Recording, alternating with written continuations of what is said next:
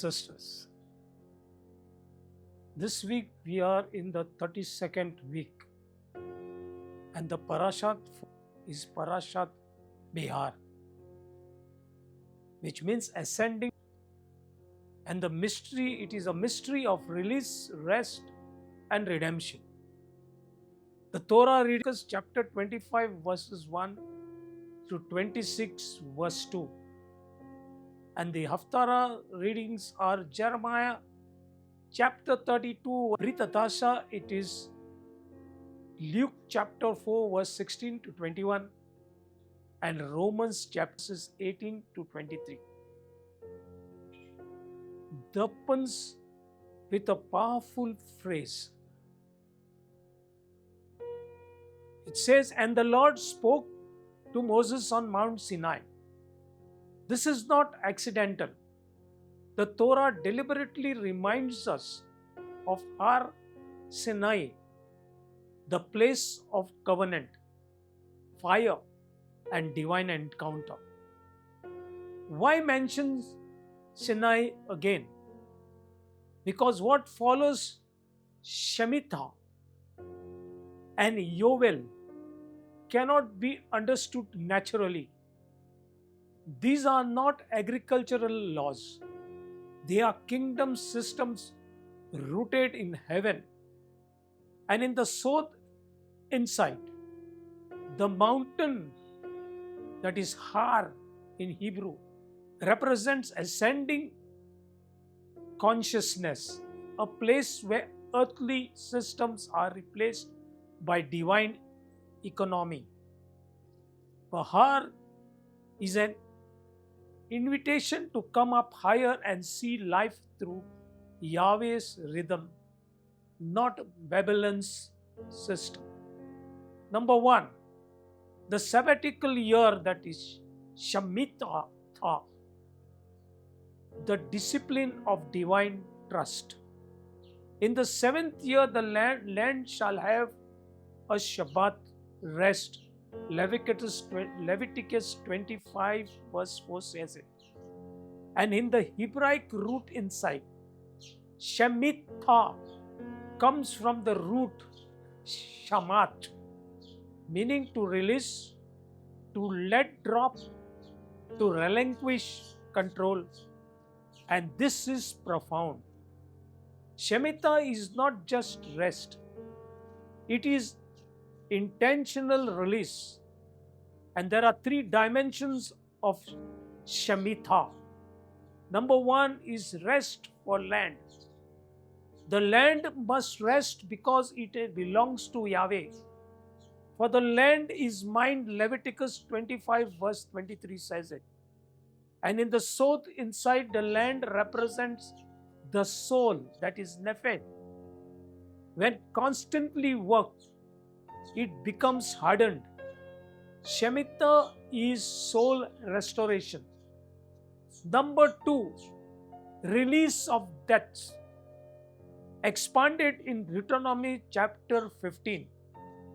Debts are cancelled, economic reset. And this is a direct attack on Mammon system. Zoharic pattern is that depths represent spiritual bondage, cycles of sin, guilt, and karmic repetition. Shemitah breaks cycle. Number 3, I will command my blessings in the 6th year. Leviticus 25 verse 21 says. This defies logic. No sowing, no reaping, yet provision flows. And at the Sod level, this is from or en sof, that is infinite light rather than human effort. Number 2, the year of Jubilee, that is Yovel, the sound of freedom and restoration. After 7 cycles of Shemitah, that is 49 years, comes the 50th year. You shall sound the shofar, proclaim liberty throughout the land. Leviticus 25:10 says it. And in the Hebrew inside we get Yavel is equal to ram's horn, flowing, that is flowing sound. This is not just a year, it is a prophetic sound. And the three pillars of Jubilee is number one, liberty, freedom for slaves, spiritually deliverance from bondage. Number two, restoration of inheritance, land returns to original owners. Nothing is permanently lost in God's kingdom. And in the south inside we get that this is the restoration of our divine identity. Number three, in divine provision, it is, I will command my blessing in the 6th year, Leviticus chapter 25 verse 21. This defies logic. No sowing, no reaping, yet provision flows.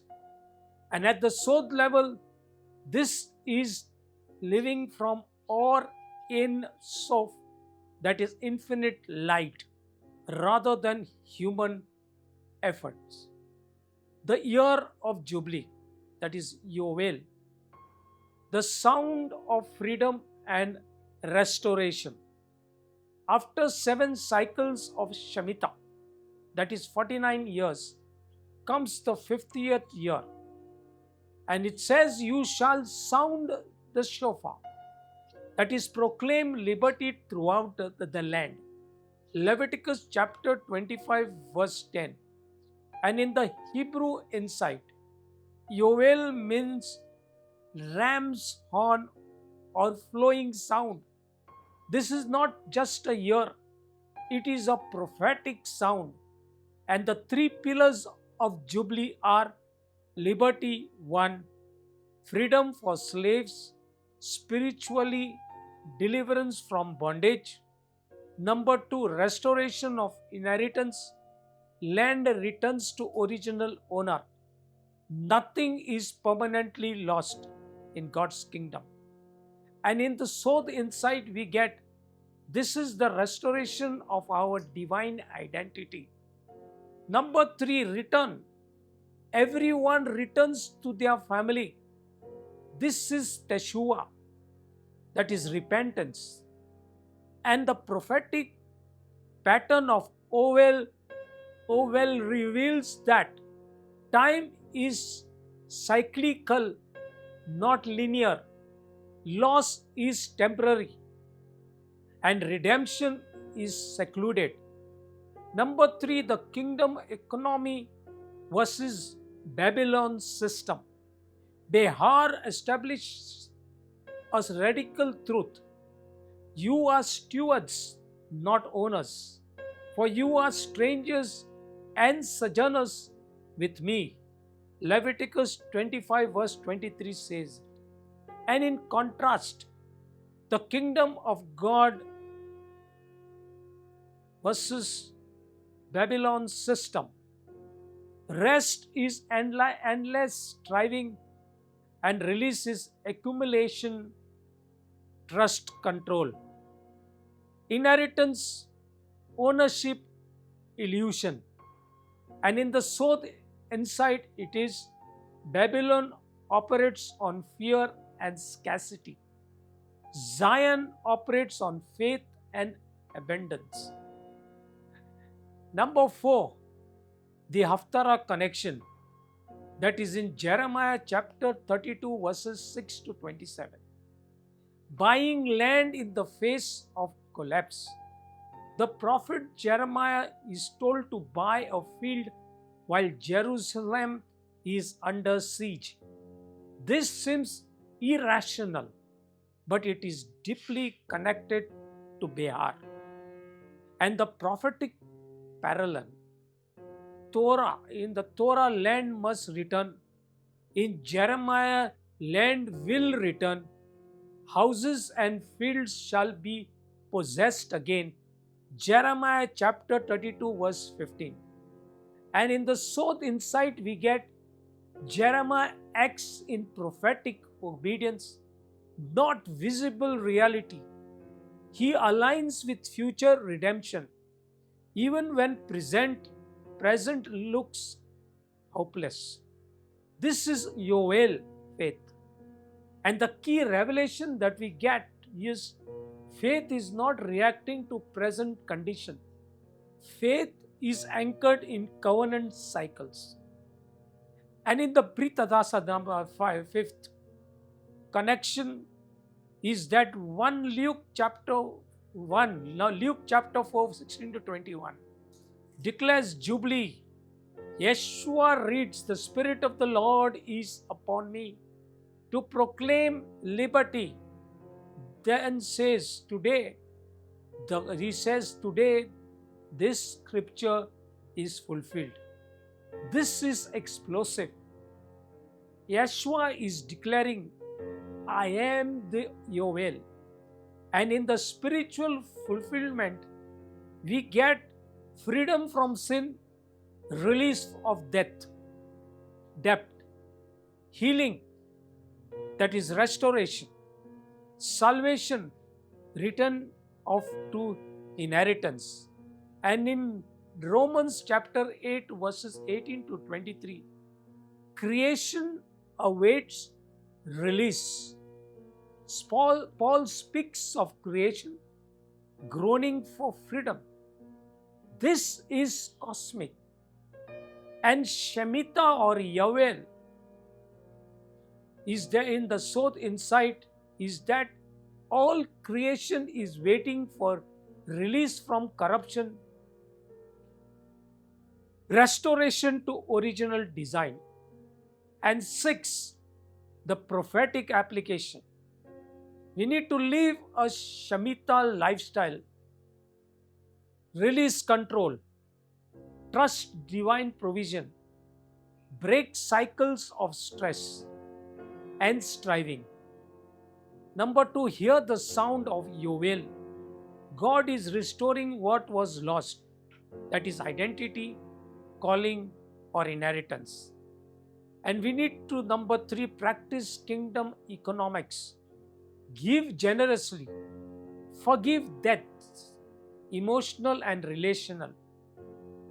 3, release fear-based living. Number 4, step into Jubilee identity. We are not bound or delayed or forgotten. We are restored, released, and returned. And in closing, we need to ascend to the mountain. Parashat Behar calls us back to the mountain. Not to just Sinai, but a higher reality where provision replaces anxiety, rest replaces striving, redemption replaces loss. The question is not will God provide, but will we trust His system? And the final prophetic declaration, we are entering a season of Shemitah, that is release from what held us is breaking. Yoel, restoration, what was lost is returning. And Shuv, that is return, we are coming back to our true identity. As we conclude, dear friends, if this message stirred your spirit or offered clarity for our journey, I invite you to stay connected. Please subscribe, like, comment, and share this teaching so it can reach others who need the same word of encouragement and revelation. Your engagement helps spread the light farther than any single voice can travel. Thank you for walking with us today. May grace ripple outward through every click and every share. Let's receive the Aaronic blessing. May the Lord bless us and keep us. May the Lord gather our hearts and order our steps and dwell richly among us. In Yeshua HaMashiach's name. Amen.